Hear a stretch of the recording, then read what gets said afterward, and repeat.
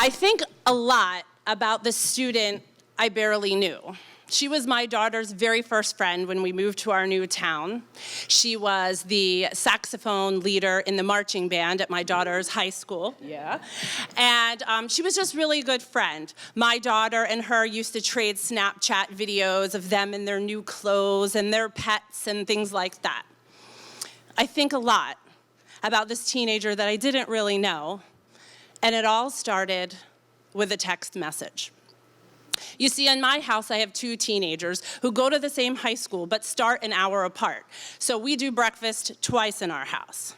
So I was on my encore presentation of breakfast, kind of lounging around in my pajamas with my son, when I get a text message on my phone. Mom, code red. This is not a drill.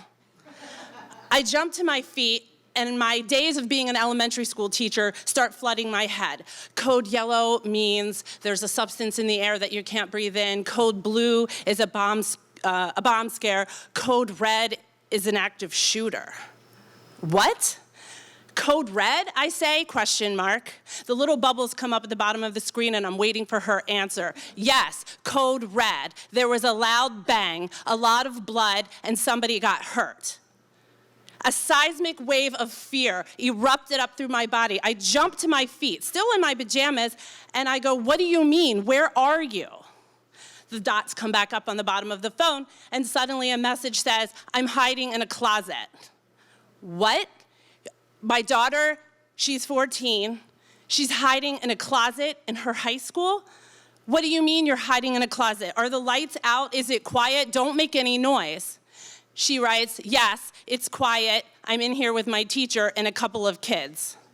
She continues to type, because I see those little bubbles, and I begin to run up the stairs. I'm taking my clothes off, trying to text in one hand, trying to change clothes, and I say, wait there, I'm coming. Now my daughter, hiding in a closet with her teacher and her friends in the dark, types back to me, no, don't come here, it's not safe.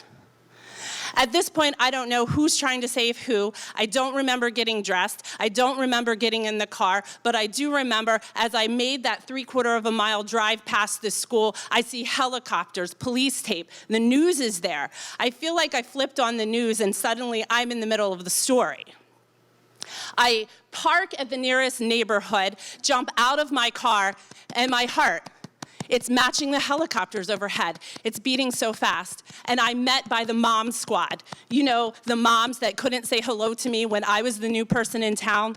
I couldn't get invited to coffee or breakfast. I don't even understand why I'm not one of their friends. I get out of my car, and suddenly we are all friends. We're all in the same situation, glued to our cell phones, wondering what on earth is going on. We're exchanging information, nobody knows anything different, when suddenly a text comes across my screen and it's my daughter again. Code red lifted, I'm being relocated to the cafeteria. I hold my phone message up, I read it out loud. Everything's okay. They're being relocated to the cafeteria. I mean, if they're moving them to the cafeteria, then everything must be okay, right? We're all breathing a collective sigh of relief when all of a sudden, kind of like when you get an Amber Alert, everybody's cell phone goes off and we all jump, grabbing our phones, and we are told the children are all being dismissed. Please come and get them.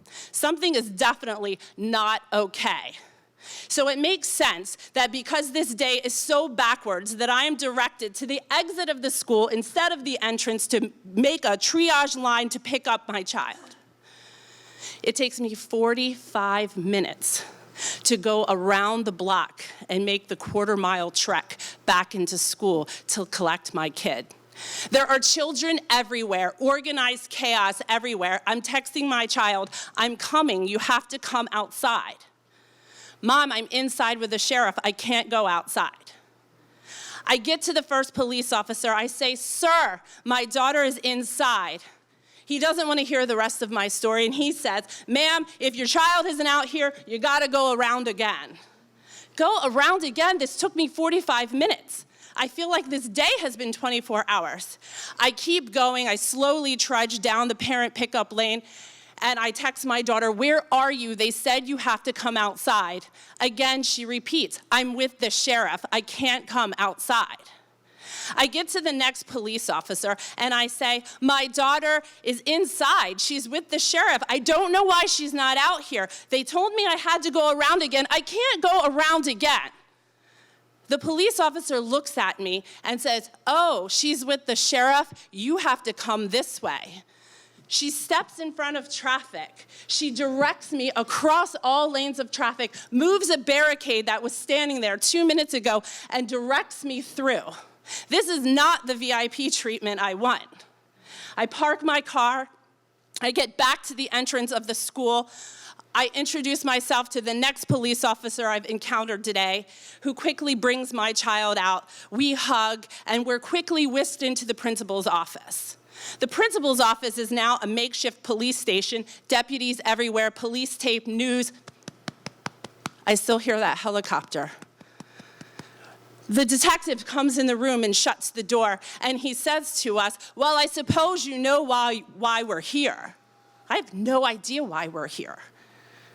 The police officer sits down and sort of matter-of-fact says to me, "The teenager that you think about a lot, the one I barely knew, brought a gun to school today, excused herself from class, went into the hallway, and took her own life."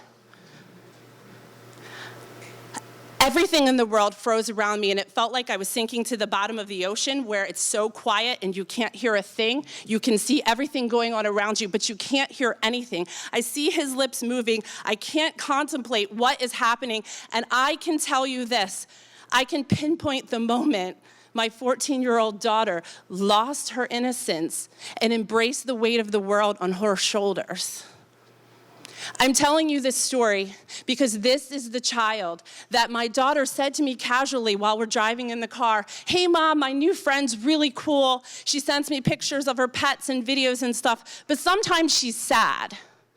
And I say, "Well, what do you mean by that?" And she says, "Well, she's sad, and she says she feels depressed, and sometimes she says she thinks about killing herself." I'm a good parent. I ask the right questions. Does she have a doctor? Do her parents know? Does she have a support group? Yes, Mom, she has a church, she has a doctor, a therapist. She's been to the hospital before. I say, okay, she's being taken care of. I'm telling you this because even though I asked the right questions, her family asked the right questions, we all missed it. I'm telling you this to keep your eyes open, to make sure that our teenagers all make it to homecoming. Thank you.